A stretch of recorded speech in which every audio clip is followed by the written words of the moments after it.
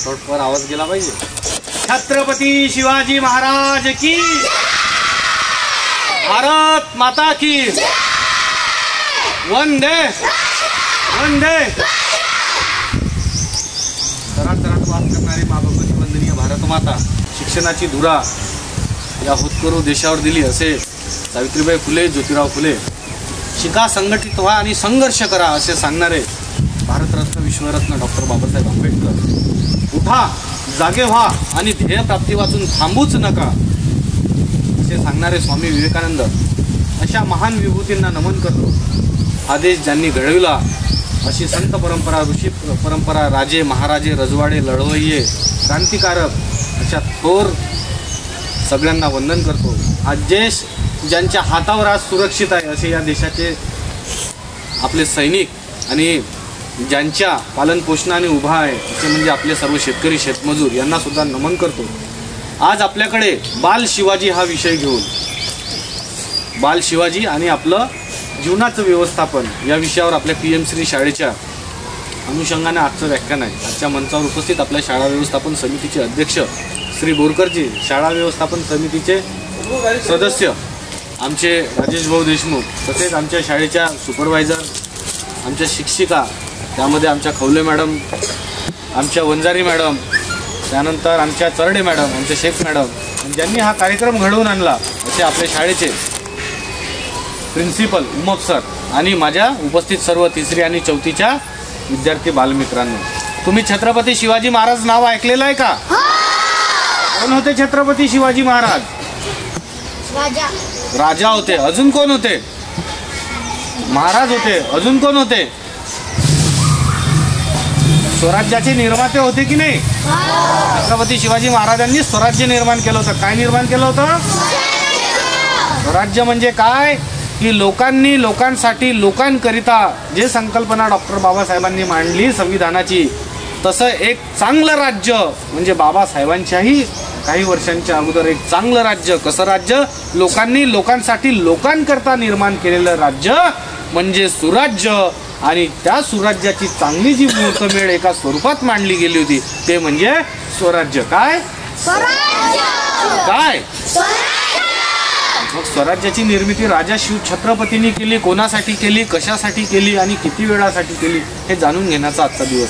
आजची तारीख आहे 5 आणि 3 एप्रिलला राजा शिव छत्रपतीची पुण्यतिथी होती. ज्यावेळेस एखादा व्यक्ती जन्माला येतो त्यावेळेस त्याची जयंती साजरी करतात, वर्षानंतर वाढदिवस साजरा करतात.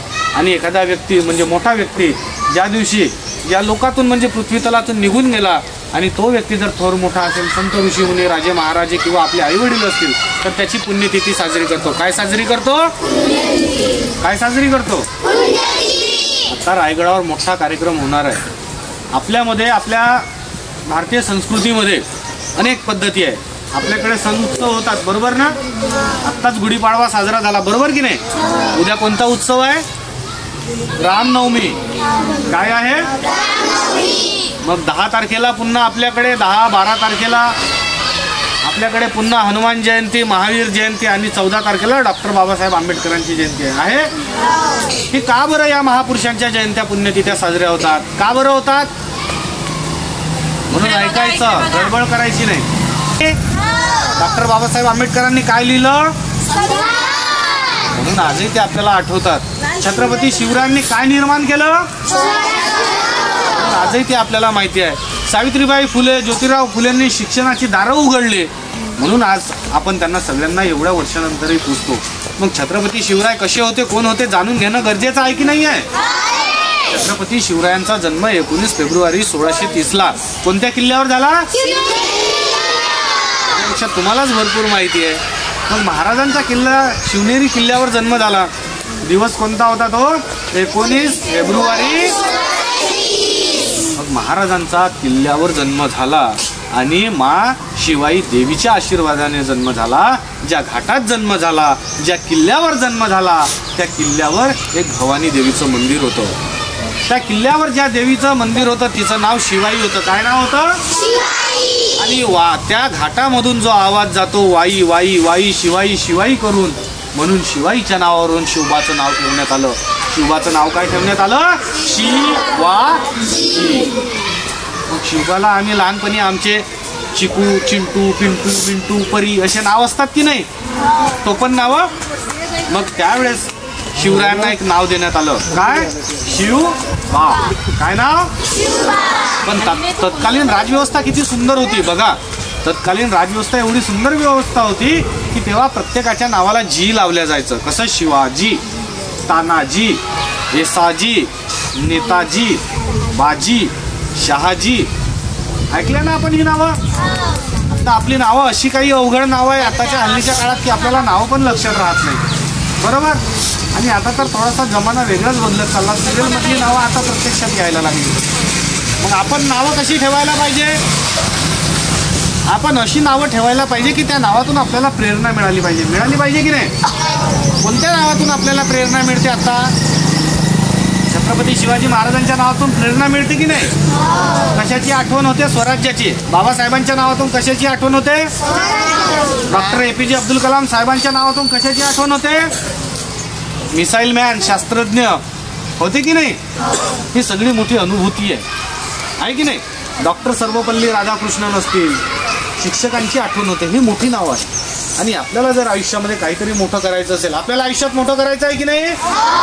या शाळेतून बाहेर गेल्यानंतर किंवा 10वी 12वी केल्यानंतर डॉक्टर, इंजिनियर व्हायचं आहे की नाही? लोकांना व्हायचं आहे, सगळ्यांना व्हायचं आहे की नाही? मग यासाठी मेहनत गरजेची आहे. काय गरजेचं आहे? हात खाली करा. 3 सूत्र सांगतोय. पहिलं सूत्र माझ्या बरोबर म्हणा, शांतता, संयम आणि सातत्य. 3 सूत्र लक्षात राहील. शांतता, संयम आणि सातत्य. काय?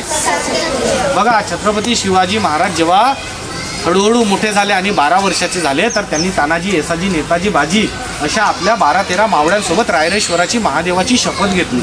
आणि शपथ काय घेतली? हे हिंदवी स्वराज्य व्हावे हीच श्रींची इच्छा. हिंदवी म्हणजे कोणाचं? या हिंदुस्थानाच्या भूमीमध्ये ज्या 7 सिंधू आहे, 7 नद्यांचा हा बसलेला देश आहे, या देशामध्ये असलेल्या सर्व लोकांचं, सामान्य जनतेचं असलेलं राज्य म्हणजे कोणतं राज्य? स्वराज्य. कोणतं राज्य? हे निर्माण व्हावे ही श्रींची इच्छा. श्री म्हणजे काय? ह्या सर्व जनतेला जे पालन पोषण करणारे आहेत, म्हणजे ईश्वराचं प्रतीक, सगुण साकार निर्विकार आपण ज्याला मानतो, ही श्रींची इच्छा आहे. मग छत्रपती शिवरायांनी वयाच्या 16व्या वर्षी पहिला किल्ला जिंकला. वयाच्या त्या किल्ल्याचं नाव काय? तोरणा. तोरणा किल्ला. आपल्याकडे एखादा कुठलाही चांगला सण उत्सव असलं तर आपण कशाच्या पानाचं तोरण बांधतो? आंब्याच्या पानाचा. म्हणजे शुभ संकेत आहे ना. मग महाराजांनी आपला शुभ संकेत स्वराज्याचा पहिला किल्ला हा तोरणा जिंकला. महाराजांचं वय किती होतं? 16 वर्ष. किती होतं? महाराजांनी शपथ कितव्या वर्षी घेतली? आत्ता मला सांगा, 12व्या वर्षी आपण कोणत्या वर्गात राहतो? आत्ता आपण 4थ्या वर्गात आहोत. किती वर्षाचे आहोत? 10 वर्षाचे. मग 12व्या वर्षी आपण कितव्या वर्गात असू? 6वीला किंवा 7वीला, बरोबर. 10 आणि 2 12, 4 आणि 2 6, बरोबर ना. किंवा 7वीला असो. मग मला सांगा, एक बाल शिवाजी 12व्या वर्षी शपथ घेतात. आम्ही 6व्या वर्गात असताना काय करतो? खेळतो, अभ्यास करतो, भांडण करतो, पिकनिकला जातो, मामाच्या गावाला जातो, इकडे तिकडे जातो. पण 12व्या वर्षी शपथ घेतात. आणि काय शपथ घेतात? की आमच्या देशामध्ये जो हा हाहाकार माजलेला आहे, असंतोष माजलेला आहे, यवनांचे, म्लेच्छांचे जे आक्रमण आमच्या देशामध्ये होतात, आमच्या आया बहिणी पळून नेल्या जात आहे, त्यांचं संरक्षण मी करणार. किती वर्षाचा मुलगा म्हणतो? किती वर्षाचा? त्यांचं संरक्षण मी करणार. आणि किती मावळ्यांना? 10-12 मावळ्यांना घेऊन. वयाच्या 16व्या वर्षी किल्ला जिंकला. वयाच्या 16व्या वर्षी, आता समजा आपण 12 वर्षाचे असताना 6वीत असू तर 16 वर्षाचे असताना कितव्या वर्गात असू? 12 वर्षाचे असताना 6वीत जर असू, 6 आणि 4 किती? मग 10 वर्षामध्ये असताना, 10व्या वर्गात असताना हातामध्ये तलवार घेऊन लढणं किती मोठी गोष्ट आहे की नाही? आणि ते पण स्वराज्यासाठी. स्वराज्य म्हणजे काय? या देशामध्ये म्हणजे तत्कालीन जो आपला हिंदुस्थान होता किंवा महाराष्ट्र होता त्याच्यामध्ये असलेल्या सगळ्यांच्या रक्षणासाठी तलवार छत्रपती शिवरायांनी उचलली. मग छत्रपती शिवाजी महाराजांसारखे अनेक राजे आपल्या देशात जन्माला आले. आले की नाही आले? आले. कोणत्या कोणत्या राजांची नाव तुम्हाला माहिती आहे? संभाजी राजे, अजून शिवाजी राजे तर आता बोलतच आहो, अजून तानाजी सरदार होते, अजून मालोजी, हे कान्होजी, सगळे सरदार. बाजी प्रभू तेही सरदार, अजून येसाजी. हे महाराजांचे सगळे मावळे आणि सरदार सवंगडी पण होते आणि मित्र पण होते. मी राजांची गोष्ट करते. अजून कोणते राजे माहिती आहे आपल्याला? हे सगळे मावळातले झाले, म्हणजे आपल्या पुणे प्रांतातले झाले. याच्या व्यतिरिक्त आपण चंद्रगुप्त, समुद्रगुप्त नाव ऐकलेले आहे का? पृथ्वीराज चौहान कधीतरी इतिहासामध्ये ऐकले आहे ना नावं? पण हे असे तर अनेक राजे आपल्या देशात गेले. महाराणा प्रताप नाव ऐकलंय कधीतरी? महाराणा प्रताप, राणा सांगा ऐकलाय ना? सूरजमल. पण हे सगळे राजे झाले असताना आम्ही छत्रपती शिवरायांचंच नाव का घेतो? सगळ्यात जास्त नाव आम्ही कोणत्या राजाचं घेतो? त्याचं कारण म्हणजे 18 पगड जाती 12 बलुतेदारांना एकत्र करून कुठलाही जातीपंथ भेद हा न बाळगता छत्रपती शिवरायांनी सर्वस्व जे आपलं अर्पण केलं ते स्वराज्यासाठी केलं. कशासाठी केलं? आणि म्हणून कुठल्याही जातीपंथामध्ये भेद न करता सगळे समान आहे असा सांगणारा, 18 पगड जाती एकत्र करणारा आणि सगळ्यांना भारत मातेची आण देऊन स्वराज्यासाठी लढवणारा एकमेव पृथ्वी तलावरील राजा म्हणजे छत्रपती शिवाजी महाराज. म्हणून आपण सगळ्यात जास्त कोणत्या राजाचं नाव घेतो? पृथ्वी तलावर अलेक्झांडर सारखे अनेक मोठे, नेपोलियन बोनापार्ट सारखे अनेक राजे झालेत. 16 सगळ्यात मोठे राजे आईच्या पोटून जन्माला आले आणि 17वा राजा शिवछत्रपती जे लोकांमधून लोकांकरता आणि लोक कल्याणासाठी जन्माला आले. पण त्या 17 राजांमध्ये सगळ्यात श्रेष्ठ जर कोणता राजा असेल तर ते कोण आहे? त्याचं कारण म्हणजे छत्रपती शिवाजी महाराजांजवळ काहीच नव्हतं. 12व्या वर्षाची असताना शपथ घेतली, 16व्या वर्षाची असताना किल्ला जिंकला. आणि शपथ कशी घेतली? प्रतीपचंद्र लेखे व वर्धिष्णु विश्ववंदिता. प्रतीपचंद्र लेखे व वर्धिष्णु विश्ववंदिता. काय? इकडे लक्ष द्या. प्रतीपचंद्र लेखे व वर्धिष्णु विश्ववंदिता शाहस्येनो शिवशेषा मुद्रा भद्राय राजते. शेवटची ओळ माझ्यासोबत. शाहस्येनो शिवशेषा मुद्रा भद्राय राजते. तुमच्या लक्षात आलं का? शाहस्येनो शिवशेषा मुद्रा भद्राय राजते. आपण झाडाला पानं किती आहे ते नंतर मोजू, आता फक्त छत्रपती शिवाजी महाराज ऐकू, बरोबर ना? शाहस्येनो शिवशेषा मुद्रा भद्राय राजते याचा अर्थ असा आहे की हे शहाजीच्या पुत्रा शिवा, तुला या 12व्या वर्षी तुला जबाबदारी देतो. काय जबाबदारी? आम्हाला आमचे आई वडील कोणते कामं सांगतात या वयामध्ये? किराणा दुकानात जाऊन आण, सामान घेऊन ये, जागा जाळून घे, किंवा याच्या घरी एखादी पत्रिका पोहोचून दे, किंवा शाळेमध्ये जर समजा मॅडमनं होमवर्क दिला, अभ्यास केला का, वही बघू दे. याच्या व्यतिरिक्त घरचे लोक कामं सांगतात का? किंवा मॅडमही काय सांगतात? व्यवस्थित अभ्यास कर, आता आपल्याकडे स्पोर्ट्स आहे, खेळ, त्याच्यानंतर अभ्यास सांगतात, खेळायचं सांगतात, कामं सांगतात. आणि ते कशासाठी सांगतात? आपल्या कलागुणांचा विकास होण्यासाठी, बरोबर की नाही? 12व्या वर्षी जे छत्रपती शिवरायांच्या आई वडिलांनी त्यांना काय दिली? जबाबदारी दिली. प्रतीपचंद्र लेखे व वर्धिष्णु विश्ववंदिता शाहस्येनो शिवशेषा मुद्रा भद्राय राजते. म्हणजे काय? हे शहाजीच्या पुत्रा शिवा, हे जिजामातेच्या पुत्रा शिवा, तुला आम्ही एक संकल्प देतो आहे. काय संकल्प देतो आहे? की ज्याप्रमाणे प्रतिपदेचा चंद्र हा हळूहळू वाढत जाऊन मोठा होतो आणि विश्वात वंदनीय होतो, तसा तुला सुद्धा मोठं व्हायचं आहे. कसं? तुझं राज्य निर्माण करायचं आहे. काय तयार करायचं आहे? आणि कसं राज्य निर्माण करायचं आहे? या जमिनीपासून, म्हणजे आता जिथं उभा आहे तिथून कुठंपर्यंत? प्रतीपचंद्र लेख वर्धिष्णु विश्ववंदिता शाहस्येनो शिवशेषा मुद्रा भद्राय राजते. किती मोठं निर्माण करायचं आहे? त्या चंद्रासारखं निर्माण करायचं आहे. चंद्र कुठे आहे? पृथ्वीच्या कक्षेच्या बाहेर आहे की नाही? तिथंपर्यंत तुला, म्हणजे त्या चंद्राचा प्रकाश त्या राज्यावर पडला पाहिजे एवढं मोठं तयार करायचं आहे. मग असा संकल्प आम्ही केला पाहिजे की नाही केला पाहिजे? आम्ही कोणता संकल्प करू शकतो? आम्ही नियमित अभ्यास तर करू शकतो ना, आई वडिलांनी सांगितलेलं कामं करू शकतो ना. त्याच्यानंतर मला सांगा, शिक्षकांनी दिलेला होमवर्क नियमित करू शकतो की नाही करू शकत? मग गडबडच करायची का? थोडीफार केली पाहिजे, पण अभ्यासही केला पाहिजे की नाही? बरं, मी मागच्या वेळेला तुम्हाला भेटायला येऊन गेलो होतो, आलो होतो की नाही? किती लोकांना माझं नाव माहिती आहे? काय नाव आहे माझं? चला, म्हणजे मी लक्षात आहे, म्हणजे मी माझं बोललेलं थोडंफार लक्षात असेल. अभ्यास किती वेळ करायचा? आता किती लोकांनी 3 तास अभ्यास करणं सुरू केलेला आहे? माझं वाक्य नीट आहे का?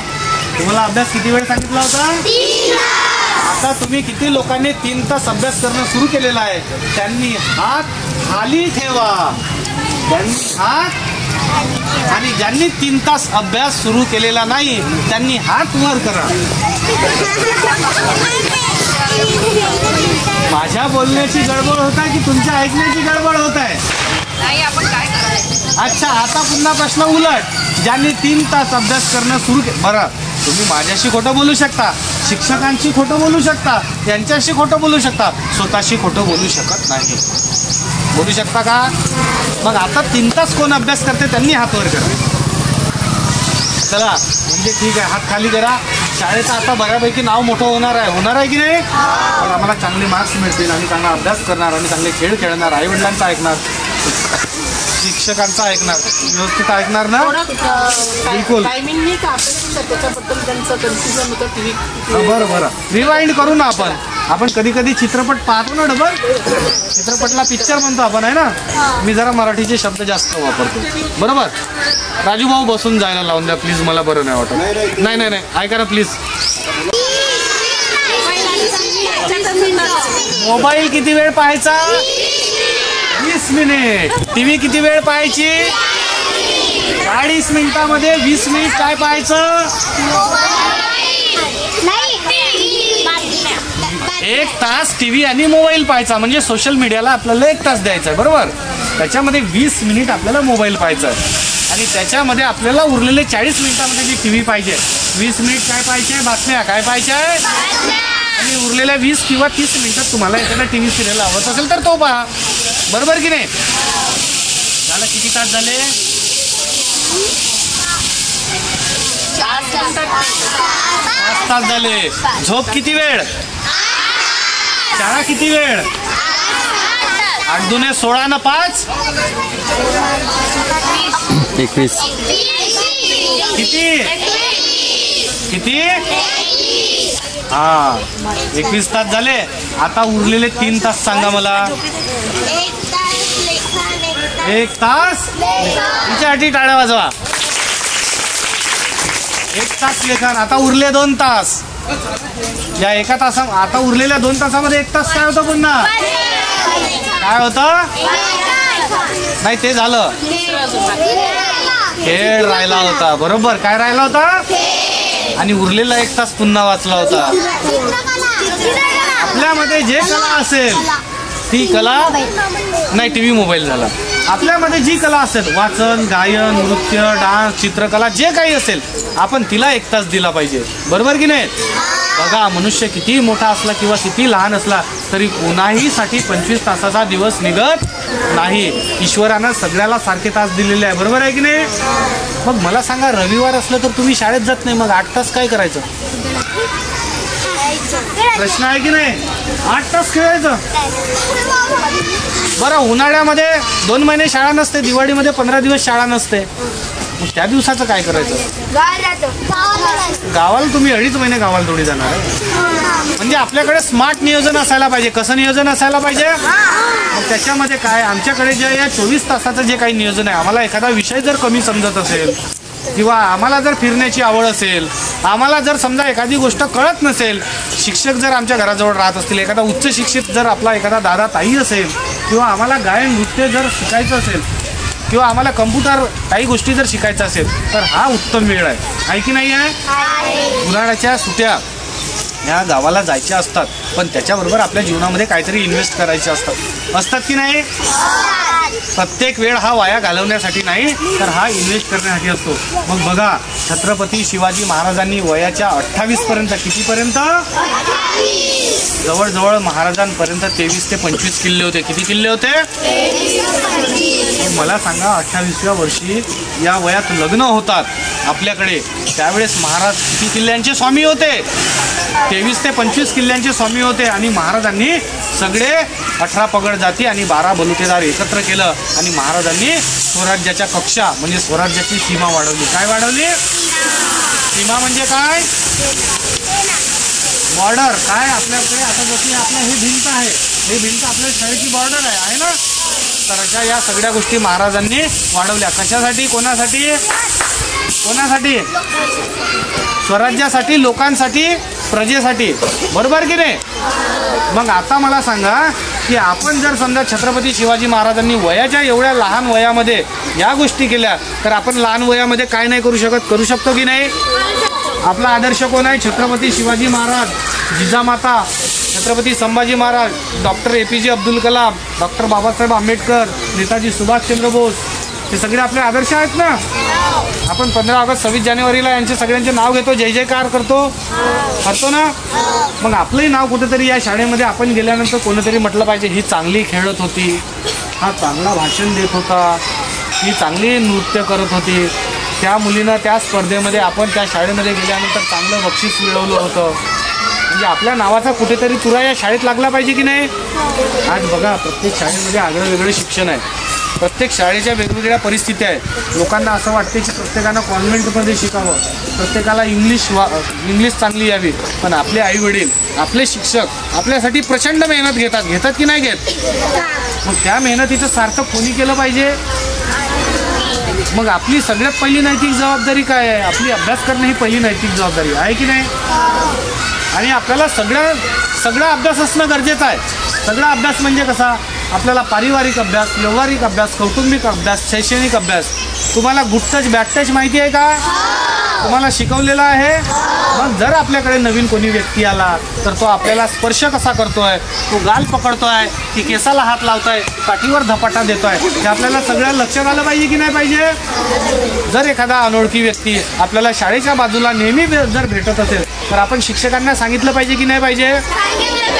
आपल्याला जर आपल्या काही शारीरिक अडचणी असतील, वैयक्तिक आणि परिवारातल्या अडचणी असतील, तर आपण शिक्षकांकडे मन मोकळं केलं पाहिजे की नाही केलं पाहिजे?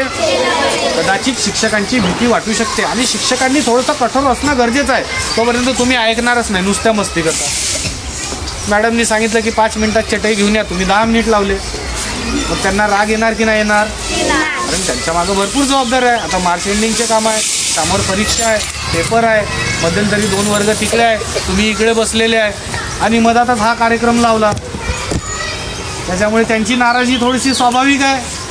काय मधामध्ये PM श्री दिलेलं लावून? पण शासनाचं धोरण आहे, राबवावं लागेलच, हो की नाही? तर तुम्हालाही वाटत असेल हे कशाला 2-2दा आम्हाला बोलण्यासाठी येतात, आमचं मागेच ऐकलं, बरोबर की नाही? आता शासनानं पाठवलं, शासनाचा उपक्रम आहे, मला निमंत्रण आलं, त्यामुळे ते मलाही स्वीकारावं लागलं, बरोबर आहे की नाही? आणि आता मी बोलत आहे तर तुम्हालाही ऐकावं लागेल. भूक किती लोकांना लागलेली आहे? लवकर सोडतो. पण मी आता काही प्रश्न पण विचारणार.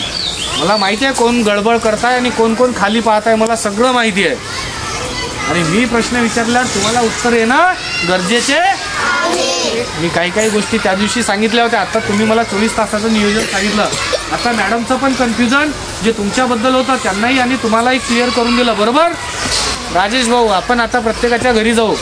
कोण 3 तास अभ्यास करते की नाही, हात सगळ्यांचेच वर आले होते. माझ्या घरून. हां, आणि तुमच्याही घरून आणि या साहेबांच्याही घरून आणि या साहेबांच्याही घरून, ठीक आहे? कारण की तिघही माझ्या परिचयाचेच आहेत. मग अभ्यासाला पूर्ण वेळ द्याल, मस्ती पण करायची. पण मस्ती आईवडिलांना सांगायचं मी मस्ती करतो, पण कशी मस्ती करायची? मस्ती अशी करायची की ज्याच्यामधनं आपला शारीरिक विकास झाला पाहिजे, बरोबर की नाही? अशी मस्ती करायची. कोणाला मारपीट करणे म्हणजे मस्ती का? मग खेळ कसा खेळायचा? समूह खेळ आणि वैयक्तिक खेळ असतात. कबड्डी कसा खेळ आहे? समूह खेळ आहे. कसा आहे? आणि समजा आपल्याला थ्रो करायचा आहे, समजा ज्याला भालाफेक म्हणतात, बंदुकीचं शूटिंग म्हणतात, हे सगळे वैयक्तिक खेळ आहे की नाही? मग हे खेळ तुम्हाला खेळता येईल ना? आत्ता तुम्हाला प्रश्न विचारतो, छत्रपती शिवरायांचा जन्म कोणत्या किल्ल्यावर झाला होता? आता आवाज शिवनेरीपर्यंत पोहोचला, पार्शिवनीच्या बाहेर गेला. बरं, छत्रपती शिवाजी महाराजांचा आत्ता विद्यमान आणि असलेली जी राजधानी कोणती होती? महाराजांची राजधानी कोणती? कोणता किल्ला? थोडंसं चुकलं. महाराजांनी सगळ्यात पहिले कोणता किल्ला जिंकला? महाराजांचा जन्म कोणत्या किल्ल्यावर झाला? महाराजांनी सगळ्यात पहिले कोणता किल्ला जिंकला? ज्या किल्ल्यावर महाराजांचा जन्म झाला तो महाराजांच्या मालकीचाच होता समजा. मग महाराज तो किल्ला कशाला जिंकतील? महाराजांनी सगळ्यात पहिला शिवनेरीवर महाराजांचा जन्म झाला आणि तोरणा पहिल्यांदा जिंकला महाराजांनी. कोणता किल्ला जिंकला? महाराजांची राजधानी कोणती? रायगड. कोणती? आताही महाराजांची समाधी त्याच किल्ल्यावर आहे, रायगड किल्ल्यावर आहे. माहिती आहे का सगळ्यांना? म्हणून आपण संकल्प केला पाहिजे की ज्या ज्या महामानवांनी हा देश घडवला त्यांची भूमीसुद्धा आम्ही पाहिली पाहिजे. ज्या राजांनी हा स्वराज्य आणि महाराष्ट्र घडवला त्यांचा रायगडही आम्ही पाहिला पाहिजे. किती लोकांना वाटते की आम्ही रायगड पाहिला पाहिजे? मला वाटते सगळ्यांनाच वाटते रायगड पाहिला पाहिजे. बरोबर? हात खाली करा. त्याच्यानंतर मी मागं रामेश्वरमला जाऊन आलो आहे. हात खाली करा. इकडे बघा, नवीन प्रश्न तयार आहे. मी मागं रामेश्वरमला जाऊन आलो आहे. डॉक्टर APJ अब्दुल कलाम साहेबांचं घर पाहिलं. पुण्याला जाऊन आलो आहे. पुण्याला गेल्यानंतर आपले महात्मा फुले आणि सावित्रीबाई फुलेंचा वाडा पाहिला. ते वाडा पाहिल्यानंतर त्यांचं घर पाहिल्यानंतर आम्हाला त्यांच्या विचारांची प्रेरणा आणि त्यांच्या विचारांची ऊर्जा मिळते. असे एक दोन नाही, अनेक राजांचे राजवाडे आहेत. जर तुम्ही राजस्थानला गेले तर राजपूत राजांचे राजवाडे मिळतील. तर तिथल्या भाषिक जसे कन्नड असतील, तमिळ असतील, तिथल्या राजांचे आपल्याला राजदरबार पाहायला मिळतात. आता पडले झडलेले जरी वाडे असतील तरी त्यांची शौर्यगाथा सांगते. आपल्या बाजूला कोणता तालुका आहे? पार्शिवनीच्या पलीकडे. पार्शिवनीच्या पलीकडे कोणता तालुका आहे? पार्शिवनीच्या इकडे या बाजूला समोर कोणता तालुका आहे? रामटेकला एक प्रसिद्ध मंदिर आहे. काय नाव त्या मंदिराचं? राम मंदिर आहे. हे राम मंदिर रामटेकला काय? कारण तिथे छत्रपती शिवाजी महाराज यांची जे प्रेरणा होते ते म्हणजे राम, प्रभू श्रीराम वनवासाच्या वेळेस या भागातून गेले म्हणून त्यांचं तिथं राम मंदिर आहे आणि ते ऐतिहासिक पुरातत्व विभागाचं स्थळ आहे. आपल्या पार्श्वनीमध्ये भगवान पार्श्वनाथ येऊन गेले. जैन धर्माचे 23वे तीर्थंकर. कितवे?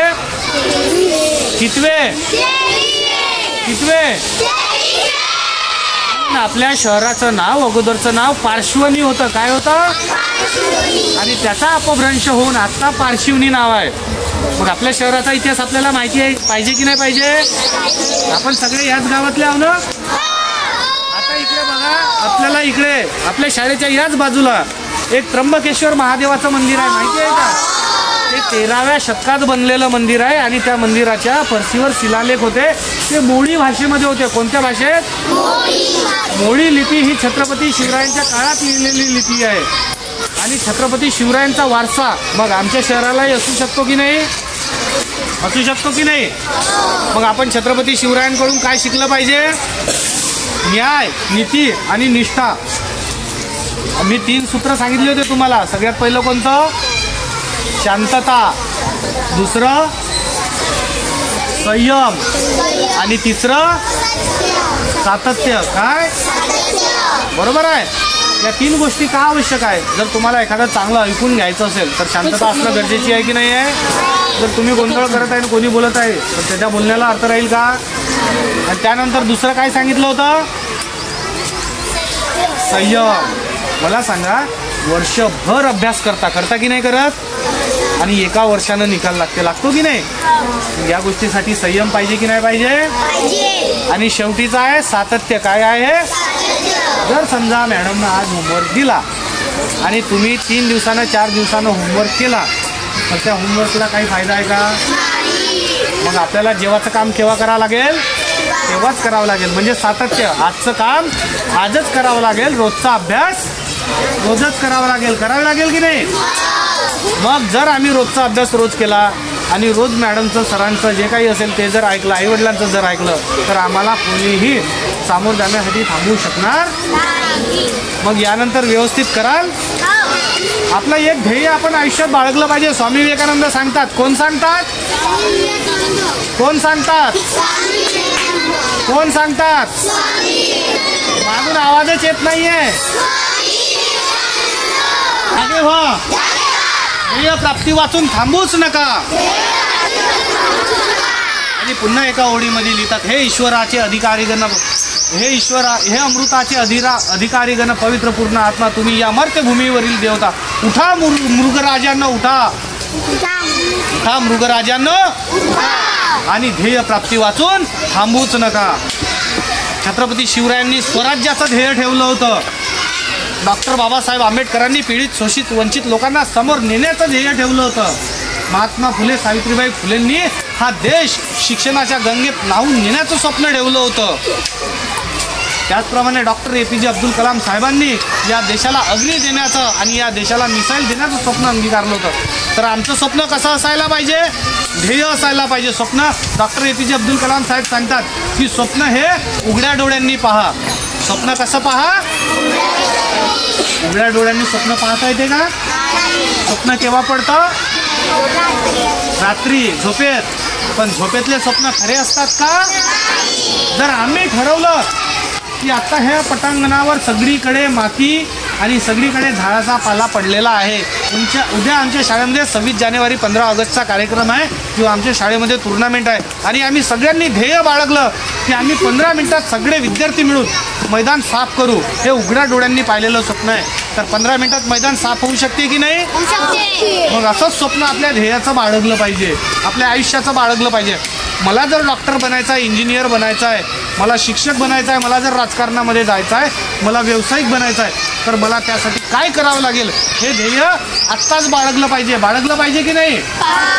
नाहीतर मग 4था वर्ग झाल्यानंतर 5वीत कुठं ॲडमिशन घ्यावी याचंच कन्फ्युजन असते. म्हणजे ध्येय क्लिअर आहे. बरं, 10वी झाल्यानंतर काय करावं? ITI कॉलेज म्हणजे ठरलेलं आहे. 12वी झाल्यानंतर काय करावं? हा, वेळेनंतर जीवनामध्ये बदल होतात, पण त्या गोष्टीचा स्वीकार आणि अंगीकार हा आपल्या आई वडिलांच्या आणि आपल्या स्वतःच्या शिक्षकांच्या मार्गदर्शनात केला पाहिजे. केला पाहिजे की नाही केला पाहिजे? स्वतःचं ध्येय क्लिअर कराल, स्वतःचं ध्येय ठरवाल, आणि काही झालं तरी चालेल, मी माझं ध्येय पूर्ण करेल म्हणजे पूर्ण. छत्रपती शिवरायांनी हा देश आपल्या हाती आज सोपवलेला आहे. ज्या महापुरुषांनी, क्रांतिकारकांनी आपल्या हाती हा देश सोपवलेला आहे. तर हा देश पुढे नेण्याचं ध्येय कोणाचं आहे? कोणाचं आहे? कोणाचं आहे? आहे शिक्षक काही दिवस राहतील, त्यानंतर तुमची बॅच जाईल, नवीन शिक्षक रिटायर होतील, पण विद्यार्थी समोर गेल्यानंतर सगळ्यात जास्त आनंद कोणाला होतात? शिक्षकांना होतो. तर त्यांचा आनंद द्विगुणित कराल. म्हणून आता आपण सगळ्यांनी सामूहिक शिवरायांना शिववंदना देऊया आणि या कार्यक्रमाची इथेच आटोपती घेऊया. महाराजांविषयी सांगण्यासारखं भरपूर आहे. महाराजांनी अनेक किल्ले जिंकले. महाराजांचा 6 जून 1674 रोजी राज्याभिषेक झाला. 3 एप्रिल महाराजांचा 3 एप्रिल 1650 रोजी निधन झालं. शंभूराजांच्या हाती सत्ता आली. त्यानंतर राजाराम महाराज, ताराराणी, त्यानंतर तानाजी, त्यानंतर धनाजी आणि संताजी घोरपडेंनी आपलं स्वराज्य समोर नेण्याचं काम केलं. नानासाहेब पेशवा, विश्वनाथ बल्लाळ असतील, बाजीराव पेशवा पहिला दुसरा, त्यानंतर सवाई माधवराव, सदाशिवराव भाऊ, अहिल्यादेवी होळकर असतील, महाजी शिंदे असतील, या सगळ्यांनी साम्राज्य समोर नेलं. नंतरचा जर काळ आपण पाहिला तर नंतरच्या काळामध्ये राणी लक्ष्मीबाई, तात्या टोपे यांनी 1857ला स्वातंत्र्य समर फुकलं आणि आपला देश शेवटी 15 ऑगस्ट 1947 रोजी काय झाला? कोणत्या दिवशी? आपला देश 15 ऑगस्ट 1947 रोजी स्वातंत्र्य, या देशाला स्वातंत्र्य मिळवून दिल्यानंतर अनेक विभूतींनी हा देश पुढे नेला. या देशासाठी आपलं कर्तव्य, आपलं योगदान भविष्यात असायला पाहिजे, बरोबर ना? म्हणून राजा शिव छत्रपतींना आपण वंदन करूया, अभिनंदन करूया.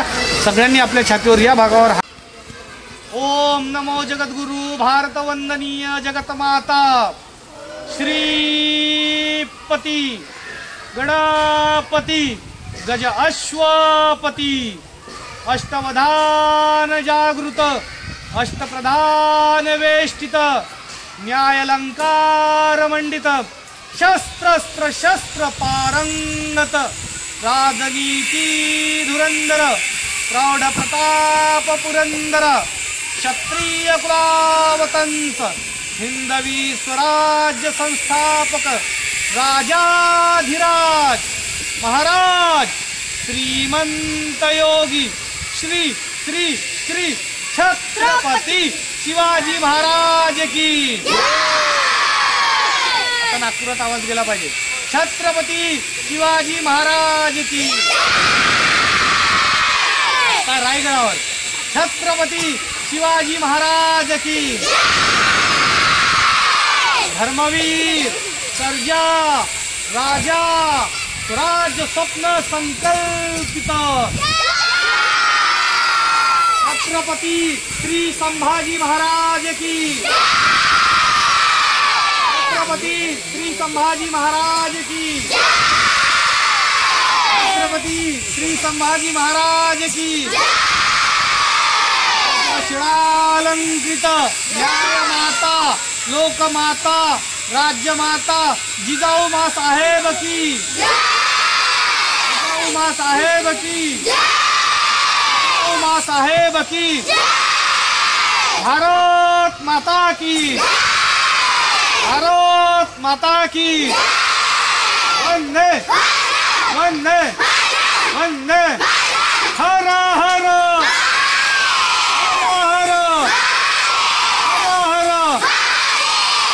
धन्यवाद। जय हिंद, जय शिवराय, जय श्रीराम।